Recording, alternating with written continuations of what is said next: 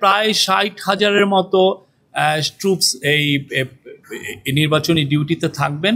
তারা তো অলরেডি জানেন যে তারা সেই জুলাই আপরাইজিংয়ের সময় থেকেই ৫ই আগস্টের পরের থেকেই তারা মাঠের ডিউটিতে আছেন, তাদের ম্যাজিস্ট্রেটি পাওয়ারও আছে।